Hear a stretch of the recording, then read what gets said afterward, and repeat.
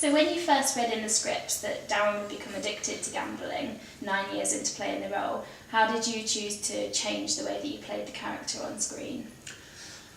Well, that's a funny story, because they always say, when you're doing a storyline you should do some research. So obviously I took myself straight to a casino and went and had lots of fun. Well, no, I didn't. I think it's very important to understand, what it is that you're going through when you gamble. And I've been before. I played poker with friends, and for me it was just about sort of understanding that feeling, which is, you sort of feel dead from the inside out, I think, when you've been to a casino and you've won a bit of money and then you've lost it all. And whether, it's a small amount or a lot of money, that feeling is terrible. You feel like a complete loser. You feel like you've let yourself down, your friend, you feel like, and I think the main thing about that is it's a pride thing. And I think that was the biggest lesson from trying it and doing it and, bringing it onto screen. It's like having an affair with someone, and especially with the missus at the time in the show, it becomes this little secret. And it's like something's going on, so almost for the other half, they feel that you're cheating on them in some way, and what's going on, there's something secretive going on, and it's your little affair with this gambling.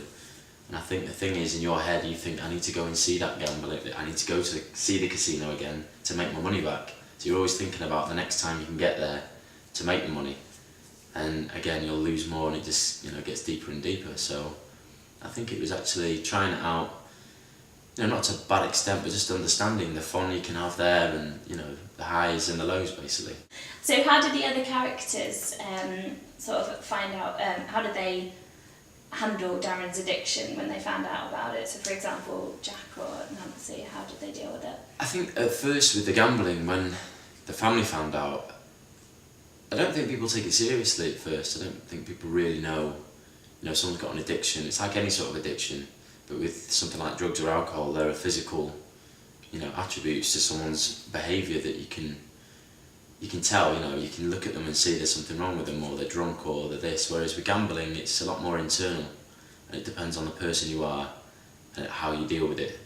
And I think a lot of people would be able to hide an addiction like that very easily, and you wouldn't know why they're maybe being a bit snappy or a bit depressed, but that's something you can't pinpoint unless that you find out, or you catch them at it, or you see their bankroll, basically. And I think that's the sad thing about it. I think it's something you could hide very easily, and again, because of the pride thing, it's not something you're going to tell people about, and if you do, you're a stronger person, and that's the way forward. So Darren has always been a character that, at least on screen, other younger sixth form characters such as Esther and Ruby have always looked up to. Do you think that, as well as an established member of the cast, Darren is somewhat of a role model in the village? Darren and role model are two words I never saw get put together, but I think, like I said, through what he's been through now, he has matured, he's learnt a lot, and he's been from the highest highs to the lowest lows. So in some ways, he is a bit of a role model now. He's sort of got a family, he's keeping it together, they've got the pub back, and as it stands, he's doing well, and he's been a good father, and he's learnt from his mistakes. So for now, he could be a role model.